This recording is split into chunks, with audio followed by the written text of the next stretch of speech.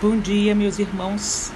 Estamos hoje estudando a lição número 8, da revista, baseado em Efésios 3, Efésios 4, Efésios 5, do 15 a 21, principalmente, Romanos 8, de 1 a 30. O título é A Plenitude do Espírito Santo. Quanto ensinamento nós estamos tendo nesse trimestre, nessas últimas aulas sobre o Espírito Santo. Que bênção nós podemos ter acesso à Palavra de Deus, aos seus ensinamentos, às lições da escola bíblica, que nos fazem retornar ao primeiro amor, aquele que tivemos nos primeiros tempos da nossa conversão e que nos motiva a ter uma vida segundo os padrões de Deus. Através da ação do Espírito Santo, nós fomos convencidos dos nossos pecados e de que Cristo morreu e ressuscitou por nós. Pelo Espírito Santo, fomos regenerados, nos arrependemos da vida anterior. Ao nos convertermos, fomos selados pelo Espírito. Passamos a ter a identificação de propriedade exclusiva do Senhor. Que segurança isso nos dá! Também, no mesmo ato, recebemos o batismo do Espírito Santo e passamos a fazer parte da sua família, a igreja, da qual Cristo é a pedra fundamental dessa construção. É o Espírito Santo que nos capacita a cada dia, a cada momento para realizar a sua obra. Em Efésios 5:18, nosso texto áureo de hoje, nós lemos: Não se embriaguem com vinho que leva à libertinagem, mas deixem-se encher pelo Espírito, mas enchei-vos do Espírito. Há uma diferença bíblica entre ter o Espírito Santo e ser cheio do Espírito Santo, a plenitude pelo Espírito Santo. Em 1 Coríntios 12:13, Paulo faz uma declaração muito importante. Pois, em um só Espírito, todos nós fomos batizados em um só corpo, quer judeus, quer gregos, quer escravos, quer livres. Ele estava explicando sobre os dons espirituais, que é a lição do próximo domingo.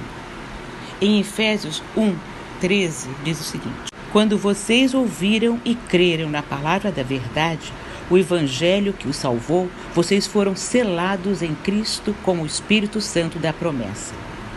E em Efésios 4:30, nós lemos: Não entristeçam o Espírito Santo de Deus, com o qual vocês foram selados para o dia da redenção. Na segunda carta aos Coríntios, capítulo 1, versículo 22, Paulo diz: Nos selou como sua propriedade e pôs o seu Espírito em nossos corações como garantia do que há por vir. Enchei-vos do Espírito. O verbo está no imperativo, é uma ordem. Isso significa que depende totalmente de cada um de nós. Ser batizado no Espírito não dependeu de nós, mas encher-nos e andarmos nele significa agir, decidir, planejar e viver sob a direção e controle do Espírito. E isso depende totalmente de nós. Em Efésios capítulo 5, versículo 8. Porque no passado vocês eram trevas, mas agora são luz no Senhor. Vivam como filhos da luz. Romanos 8:5. Os que vivem segundo a carne se inclinam para as coisas da carne, mas os que vivem segundo o Espírito se inclinam para as coisas do Espírito. Versículo 6. A mentalidade da carne é morte, mas a mentalidade do Espírito é vida e paz.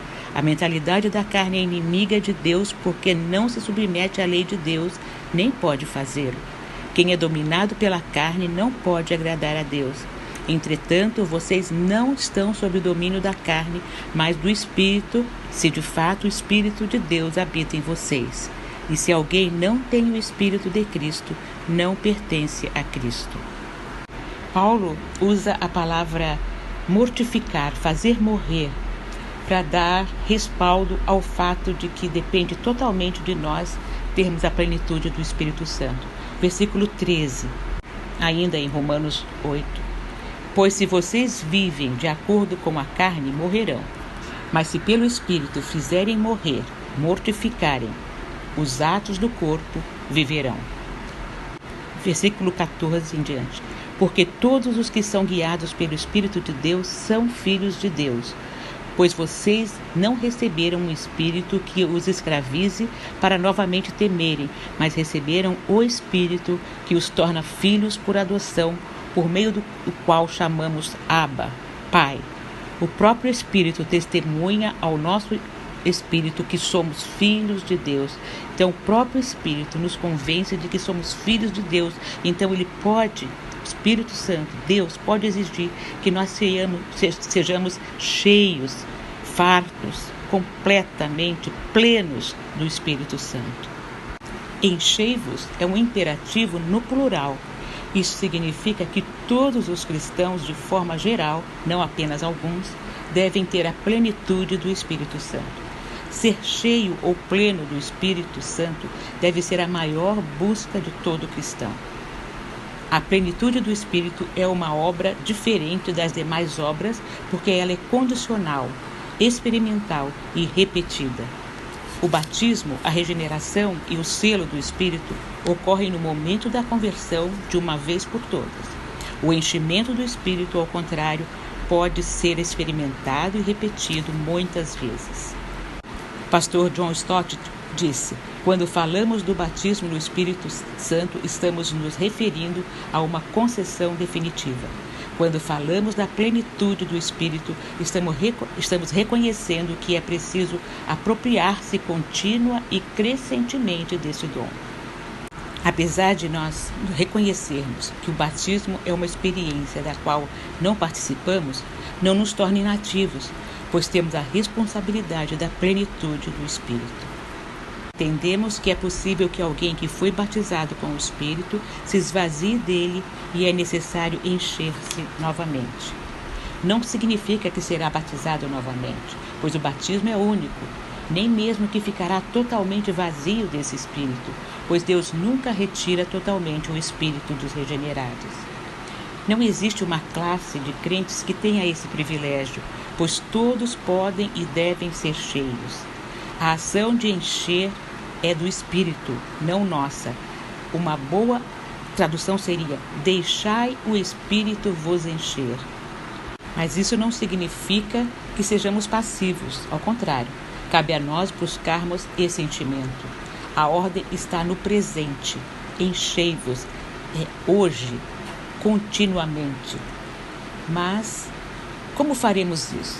Como devemos buscar continuamente esse enchimento, essa plenitude?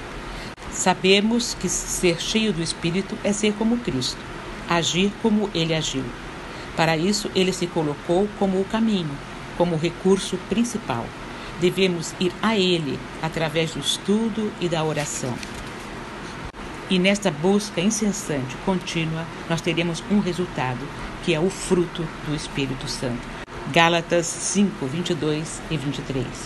Mas o fruto do Espírito é amor, alegria, paz, paciência, benignidade, bondade, fidelidade, amabilidade e domínio próprio. Contra essas coisas não existe lei.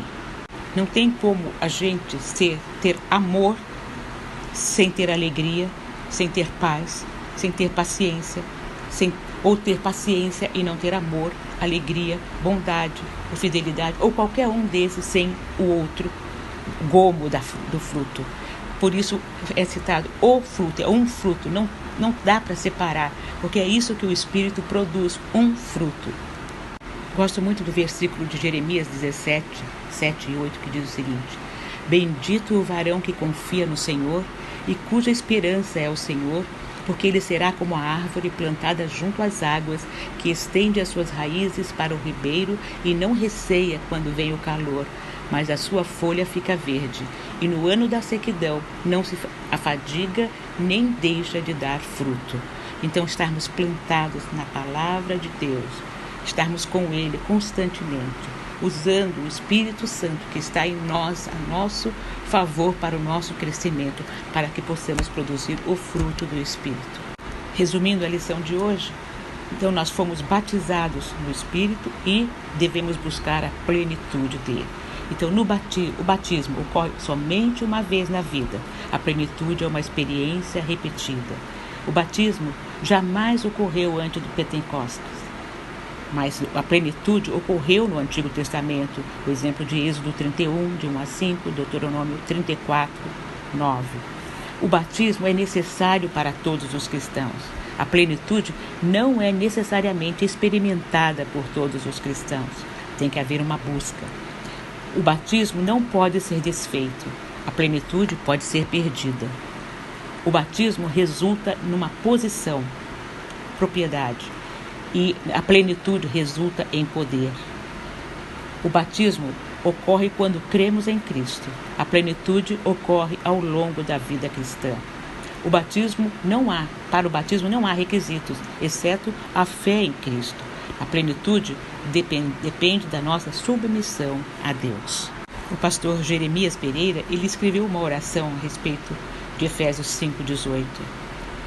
Enche-me do teu Espírito, Senhor. Enche-me para que eu seja esvaziado da soberba e orgulho. Enche-me para que eu possa ser unicamente dominado por ti. Encha-me para que eu seja naturalmente guiado e dirigido por ti em todas as coisas e caminhos. Enche-me para que eu tenha ousadia para testemunhar o Evangelho de Cristo. Enche-me para que eu dê fruto, muito fruto e fruto permanente. Encha-me para que neste vaso de barro que sou, a excelência seja do poder de Deus. Enche-me para que eu te conheça, adore e ame de todo o coração. Enche-me para que diariamente eu aprenda a crucificar o meu eu e vencer as paixões da carne. Enche-me para que eu tenha vida e vida em abundância. Enche-me para que, progredindo ou prosperando, não venha a me soberbecer, pecar contra ti e desviar o meu coração de buscar a tua glória. Enche-me para que eu não seja volúvel, porém estável, não seja vacilante, porém convicto, nem desequilibrado, porém sóbrio. Enche-me para que não viva mais eu, mas Cristo viva em mim. Enche-me para que eu não fique em condutas e pensamentos que não têm o selo da tua aprovação. Enche-me para que eu tenha fome e sede da tua palavra. Enche-me para que eu honre o Senhor nos relacionamentos do dia a dia. Enche-me para que eu nunca tenha uma vida dupla, pois o Senhor é a luz. Enche-me para que eu não seja avarento, mesquinho, antes espelhe teu caráter bondoso, generoso e doador. Enche-me para que eu viva para a tua glória. Enche-me para que a minha alma e testemunho diário reflitam essa verdade eterna, porque dele e por meio dele e para ele são todas as coisas. A ele, pois, a glória para sempre. Amém. Romanos 11:36. Enche-me, Senhor, para que eu sempre lembre que a salvação das almas, o crescimento da Igreja de Cristo e mesmo o reino de Cristo, embora de elevada importância como de fato são apenas meios para o fim mais elevado e manifestado, que é a glória de Deus. Enche-me, Senhor, para o louvor do teu nome, para a conversão dos que estão sem Cristo, para a edificação das tuas ovelhas, para o fortalecimento dos irmãos, para o gozo do próprio Espírito e também para que eu conheça a alegria exponencial, a alegria em ti. Enche-me para que eu seja despojado do orgulho da experiência acumulada e mantenha um coração humilde para servir e aprender com as novas gerações. E finalmente, Senhor, oro por toda a nossa amada igreja. Enche-nos, Senhor, para que experimentemos tudo isso acima e avancemos com ousadia, fortalecidos no Senhor e na força do teu poder. Amém e amém.